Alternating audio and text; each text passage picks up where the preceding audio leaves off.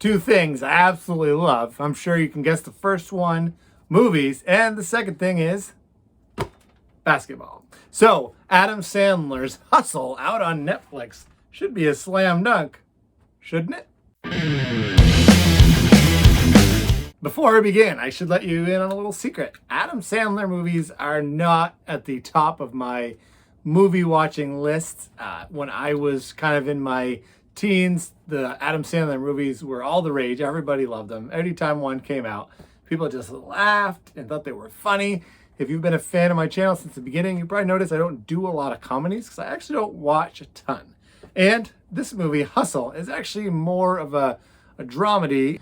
So Hustle is about Adam Sandler is an NBA scout on the road, missing his kid's birthday, missing his family, looking for that one special prospect. And he thinks he finds the right person. He advises his team, and boom, they pick the wrong one. And he is best friends with the owner, and the owner passes away. And that's kind of what sets our hero off on a journey, because his annoying son takes over, played by Ben Foster, and he doesn't see eye to eye with Adam Sandler's character. And so he sends him out on the road again after Adam Sandler thought he was all done. And that's where they start to disagree, because Adam Sandler thinks he found the prize basketball player that everybody has always wanted, discovers him on a basketball court watching a pickup game in Spain. And when he presents him to the powers that be, and this is the fake owners of the Philadelphia 76ers, they're not high on this guy. If you are a basketball fan, you're going to love this movie. There's tons of cameos. There are tons of professional basketball players that are either playing themselves, or Kenny Smith plays an agent type role. I think he actually did really well. I'm a huge fan of TNT's halftime show, so it's good to see him in the movie. And I'm a huge fan of Dan Patrick's radio show and all of his crew, including McLovin, who has actually left the show, was also in the movie, because Dan Patrick is always in Adam Sandler movies. I thought this movie actually had a lot of heart. This was a guy down on his luck, and he believed in himself. He believed in his guy that he found. So they trained and worked together. It was kind of reminded me, it was set in Philadelphia, almost like a Rocky movie. The two underdogs trying to make it. What they're trying to do is make it to the workouts for the NBA draft. And so that's kind of the movie builds up.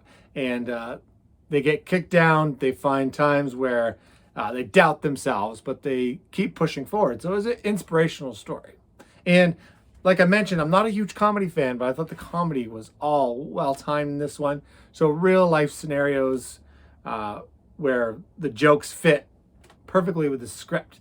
Whereas I've found in the past Adam Sandler movies have just been that annoying, juvenile humor that just I've never found super funny. I laughed more in this movie than I have in any of his movies, and I don't think this one was considered a comedy. There's not a lot I can actually say that didn't work for this movie. I thought Queen Latifah played Adam Sandler's wife. She was the supportive wife, even though it looked like things were not going to work out. Anthony Edwards of the Minnesota Timberwolves was kind of the rival of Adam Sandler's guy. He played the villain role pretty well, trying to talk some smack and getting inside his head. I thought Ben Foster's character, you hated him right off the bat. I think he's really good at playing the bad guy. And so you wanted to see Adam Sandler's character succeed. So I'm going to give this one A+.